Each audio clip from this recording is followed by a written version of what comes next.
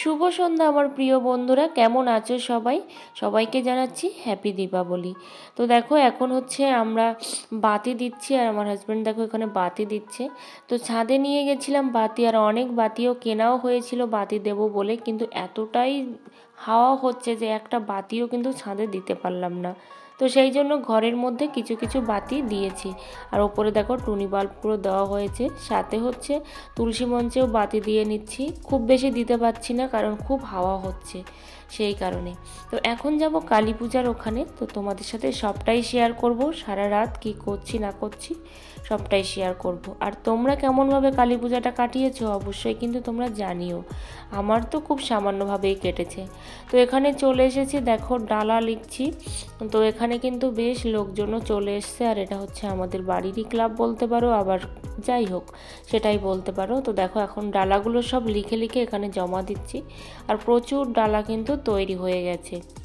তো কোনো কিছুই কিন্তু ভেবে আসেনি, বা মানুষ কিন্তু কোনো কিছু ভেবে অত কাজ করে না, আস্তে আস্তে কিন্তু হয়ে যায়। তো মায়ের দয়ায় কিন্তু অনেক কিছুই হয়েছে, সেটা তোমাদের সাথে শেয়ার করব একটু একটু করে। তো অবশ্যই ব্লগটার সাথে থাকো। এটা হচ্ছে আমাদের ক্লাবের কালী পূজা। তো দেখো এখন কিন্তু বেশি লোকজন নেই, কারণ এখন বাজে 6টার মতো। আমার হাজব্যান্ড এত তাড়া দিয়েছে, তাড়া দিয়ে দিয়ে কিন্তু নিয়ে চলে এসছে যে ওখানে কেউ নেই, চলো পূজার কাজকর্ম গোছাতে হবে। এটা আমাদের পাশের একটা ক্লাবের কিন্তু পূজা। তারপরে আর কোথাও যেতে পারিনি, এই একটাই মা কালী দেখেছি। আর আমাদের এখানে তেমন কোনো মেলা হয় না বললেও চলে। তো সেই জন্য দেখো একটাই মা কালী দেখেছি এখানে। আর এটা হচ্ছে ছোটো কাকুর বাড়ির ওপরে, যেহেতু বাড়িতে কেউ নেই সেই জন্য বাতি দিয়ে দিচ্ছি, কারণ এটা কিন্তু আমাদের দায়িত্বের মধ্যেই পড়ে, তাই না? তো যারা বাড়ি থাকবে না সেখানেও কিন্তু বাতি দেওয়ার। তো এখন চলে এসেছি বড় ঠাকুরের ঘরে। তো বড় ঠাকুরের ঘরের এখানেও কিন্তু বাতি দিয়ে দেব। তো আমাদের আগে জেঠিমারাও দিয়েছে, কিন্তু আমরা যেহেতু দিইনি এখন দিচ্ছি। আর আমার ব্লগগুলো তোমাদের কেমন লাগছে অবশ্যই জানিও। কিন্তু কেন জানি না ভিউজের অবস্থা কিন্তু খুবই খারাপ।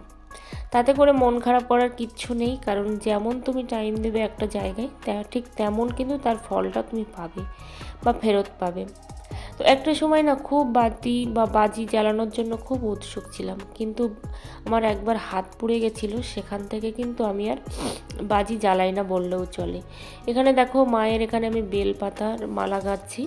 আর আমার হঠাৎ করে কেন মনে হলো দুপুরবেলা যে আমি মহাদেবকে হচ্ছে বেলপাতার মালা করে পরাবো। তো সেটাই ভেবেছি। আর তারপরে দেখো মা তুলে দিয়েছিল বেলপাতাগুলো, আর এখন আমি বেলপাতাগুলো গেঁথে নিচ্ছি।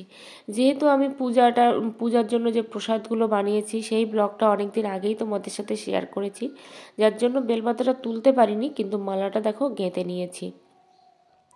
বাবাকে পরিয়ে দেব, এটাও হচ্ছে হয়তো ভগবানের ইচ্ছা। কোনো কিছুই কিন্তু ভগবানের ইচ্ছার বিরুদ্ধে হয় না।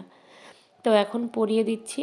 আর সাথে ঠাকুর ঘরের কী কী কাজ করতে হবে সেটাও কিন্তু আমি জানি না, টুকটুক করে তোমাদের সাথে শেয়ার করব। আর আমার হাজব্যান্ডও আছে, দেখো এভাবে কিন্তু কোনো দিনই কাজ করে না, কিন্তু এবছর কাজ করছে। মানে সারাক্ষণই থাকে, সমস্ত দায়িত্বের মধ্যেই থাকে, কিন্তু মায়ের ঘরে কখনোই এভাবে কাজ করে না, কিন্তু এবার করছে। আর মহাদেবকেও দেখো কতটা সুন্দর লাগছে, আর মা কালীকেও দেখো কতটা সুন্দর লাগছে।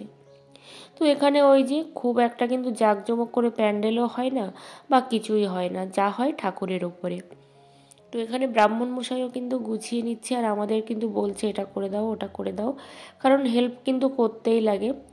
তো এখন আমি ডালা দেব, মায়ের পায়ের ডাইনে পায়ে একটা ডালা ছিল, এটা আমার মাসিমা মানত করেছিল, সেটাই হচ্ছে এখন দেব।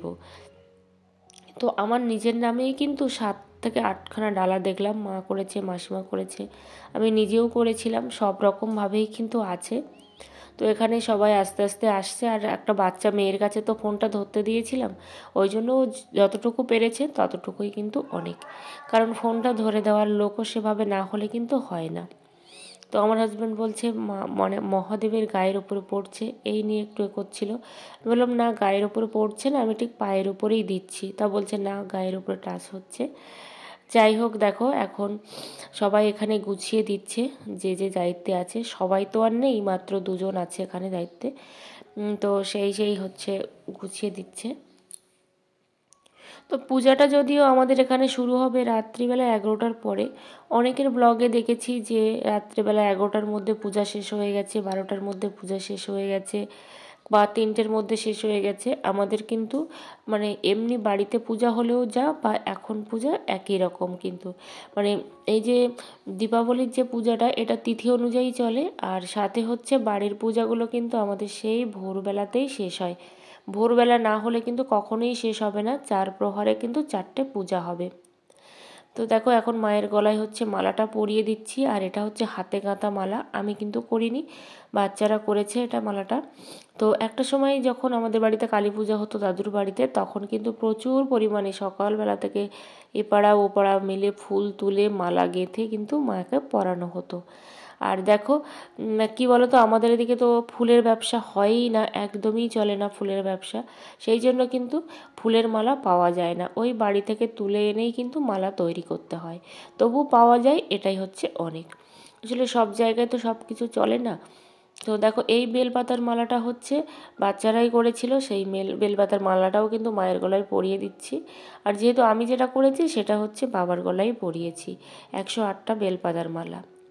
আর তোমরা তো অনেকেই সুন্দর সুন্দর করে কালী পূজা কাটিয়েছো, আমি তোমাদেরকে দেখেছি, কিন্তু আমার ব্লগটা শেয়ার করা হয়নি এতদিনে, সেটাই তোমাদের সাথে শেয়ার করে দিচ্ছি। দেখো ব্রাহ্মণ মশাই হচ্ছে গামছা দিল আমার কাছে, যেটা ঘটে দিতে, সেই জন্য কিন্তু ঘটেই দিয়ে দিচ্ছি গামছাটা। এই যে এখানে আমি ঘটের ওপরে দিয়ে দিচ্ছি, কারণ এগুলো হচ্ছে নিয়ম, আমাদের এখানে নিয়ম এরকম। কোথায় কিভাবে কীরকম নিয়ম আছে আমি সত্যি জানি না।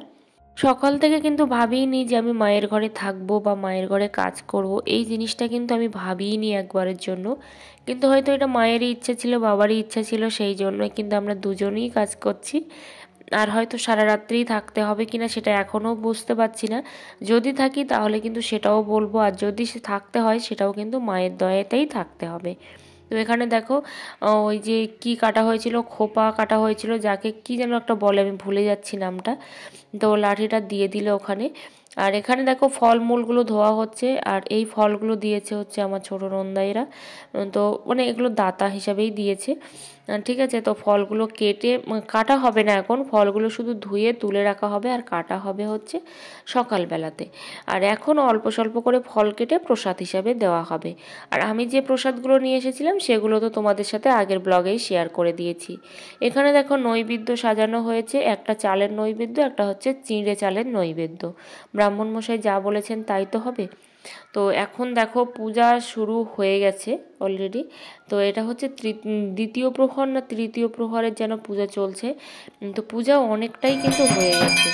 এখন দেখো মায়ের আরতি চলছে।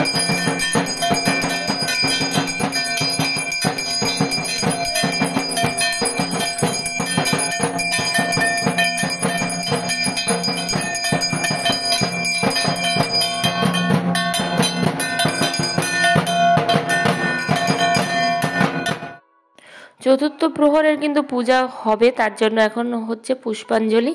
আর আমরা দেখো এখানে 4জন পুষ্পাঞ্জলি দিচ্ছি, একটা বাচ্চাও আছে, সাথে একটা বাচ্চা ছেলেও আছে। তো এই আমরা কয়েকজন মিলেই কিন্তু দিচ্ছি, কারণ রাত প্রায় কিন্তু 3টের কাছাকাছি বাজে।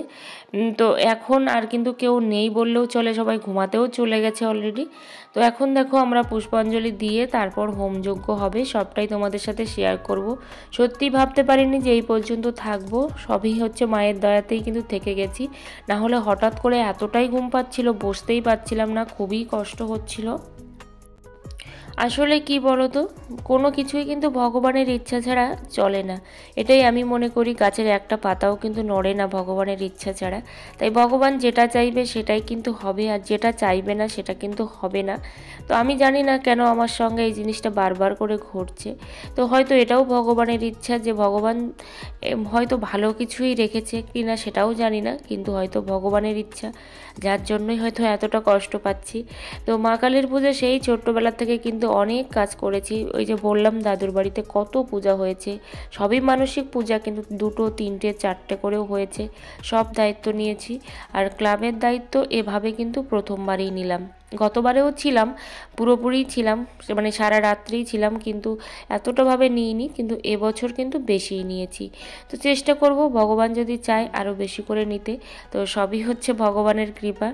তো এখন দেখো হোম যজ্ঞ হবে, তার জন্য কিন্তু এখানে ওই যে সবাই হোমে কার্ড দিচ্ছে, তো আমিও কিন্তু হোমে কার্ড দিয়ে দিচ্ছি। এরপরে ভাবছি বাড়ি যাব, কিন্তু সেটাও যাওয়া হবে কি না সেটাও জানি না। তো এখানে দেখো নারকেল আনতে ভুলে গেছে, সেই জন্য কিন্তু লেবুটাই দেবে এখানে বলছে। আসলে কি বলো তো, দায়িত্ব সহকারে কিন্তু সব কিছু গুছিয়ে আনাটাও কিন্তু একটা বিশাল বড় দায়িত্ব। সেই দায়িত্বটা ছেলেরা যে অতটা ভালো পারে কি না সত্যি আমার সন্দেহ আছে। সেই জন্য আমি বলেছি যে সামনের বছর যদি ভালো থাকি বা ভালো রাখে মা, তাহলে কিন্তু দায়িত্বটা অবশ্যই আমাদেরকে দিও, তাহলে হয়তো অনেকটাই কম হবে ভুলগুলো। তো এখানে দেখো হোমে কিন্তু কার্ড দেওয়া হয়ে গেছে, আর আমি একটা জায়গায় কিন্তু 3-4টে কার্ড দিয়ে দিয়েছি। তারপরে এখানে দেখো সমস্ত কিন্তু সব মিটে গেছে প্রায়, আর ভোর হয়েও গেছে। মানে ভোর বলতে এখন প্রায় 5টার কাছাকাছি বাজে, আর এখন 5টা মানে কিন্তু অনেকটাই তাড়াতাড়ি সকাল হয়ে যায়। ব্লগটা এই পর্যন্ত, সবাই ভালো থেকো, সুস্থ থেকো, দেখা হচ্ছে পরে।